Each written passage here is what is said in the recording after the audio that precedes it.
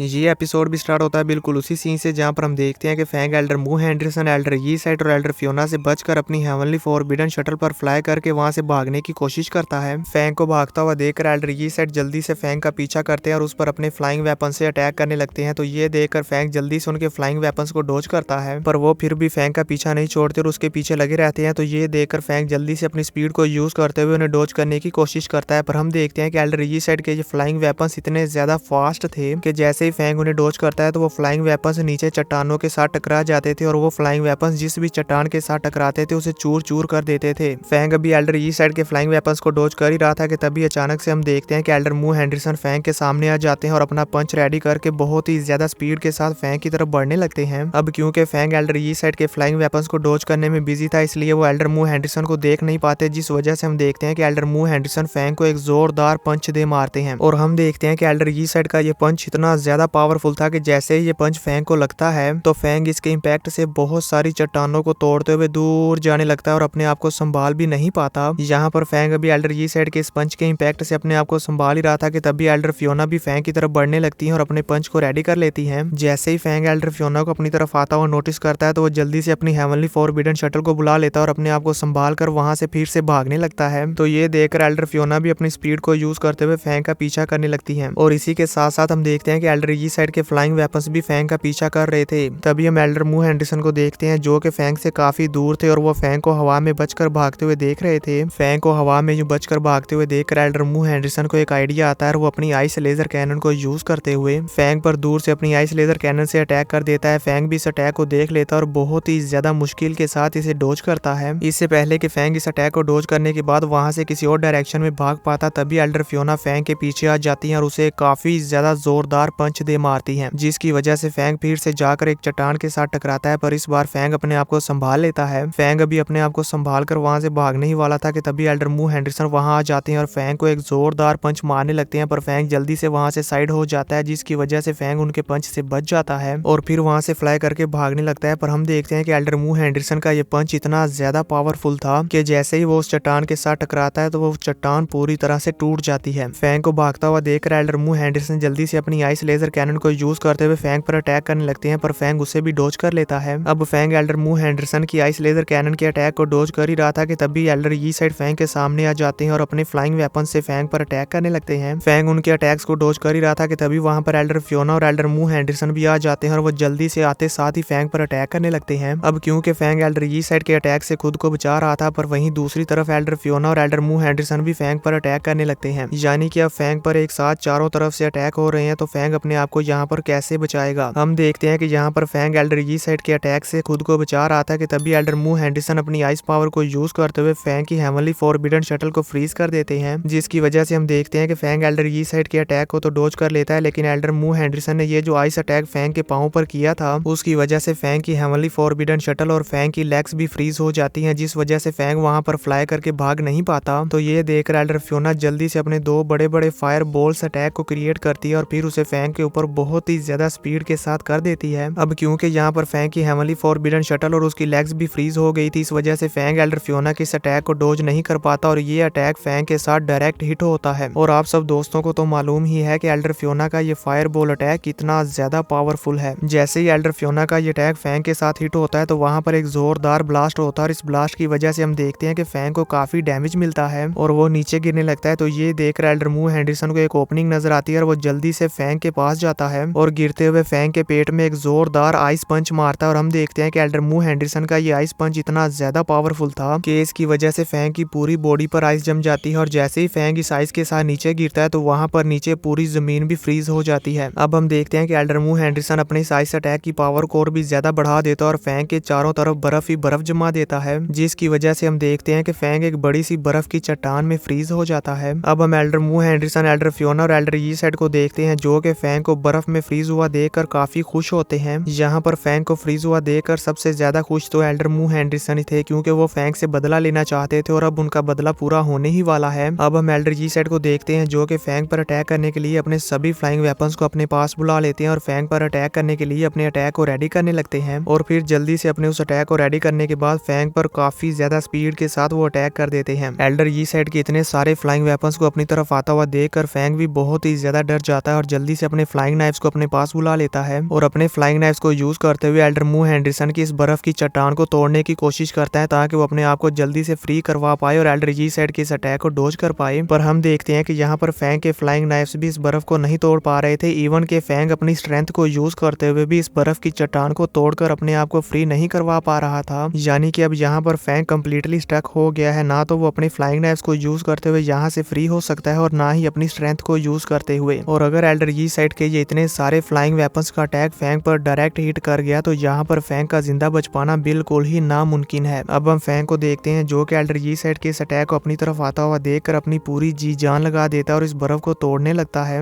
लेकिन इतनी ज्यादा कोशिश करने के बावजूद भी फैंग इस बर्फ को तोड़ने में नाकामयाब रहता है। अब एल्डर यी साइड का ये अटैक फैंग पर लगने ही वाला था कि तभी वहां पर बहुत ही ज्यादा स्पीड के साथ कोई और वॉरियर फैंग के सामने आ जाता है और वो वहां पर आते ही एल्डर यी साइड के इन सभी फ्लाइंग वेपन्स को डिस्ट्रैक्ट कर देता है, जिस वजह से एल्डर यी साइड के ये सभी अटैक फैंग पर लगने की बजाय वहां आसपास की चट्टानों में लगते हैं और उन चट्टानों को तोड़ देते हैं। ये देखकर एल्डर फियोना, एल्डर यी साइड और एल्डर मू हेंडरसन तीनों ही बहुत ही ज्यादा शॉक हो जाते हैं। पर यहाँ पर हम देखते हैं कि एल्डर मू हेंडरसन शॉक होने के साथ साथ काफी ज्यादा गुस्से में भी थे। अब हम फैंग को देखते हैं जो अभी भी एल्डर मू हेंडरसन की उस बर्फ की चट्टान से बाहर निकलने की कोशिश कर रहा था। काफी ज्यादा कोशिश करने के बाद हम देखते हैं कि फैंग अपनी 9 लाइटनिंग स्वॉर्ड की पावर को यूज करते हुए उस बर्फ को तोड़कर वहां से बाहर निकल आता है और फिर अपने आसपास देखते हुए हैरान होते हुए कहता है, ये अभी अभी यहाँ पर क्या हुआ था, वो जिस किसी ने भी किया था वो बहुत ही ज्यादा डेंजरस था। आखिर वो कौन हो सकता है जिसने मेरी हेल्प की। फैंग अभी इसके बारे में सोच ही रहा था कि तभी एल्डर मू हेंडरसन गुस्से में कहते हैं, कौन है वहाँ पर, जल्दी करो, सामने आओ। एल्डर मू हेंडरसन के ये कहते साथ ही हम देखते हैं कि वहाँ पर सब कुछ एकदम से शांत हो जाता है, क्योंकि यहाँ पर इन्हें कुछ भी नहीं मालूम कि वो कौन सा वॉरियर है जिसने अभी अभी फैंग की हेल्प की और ये सभी उसके बारे में जानना चाहते हैं। अब कुछ देर बाद हम उस वॉरियर को देखते हैं जिसने अभी अभी फैंग की हेल्प की है और वो अपने वेपन्स को रेडी करते हुए कहता है,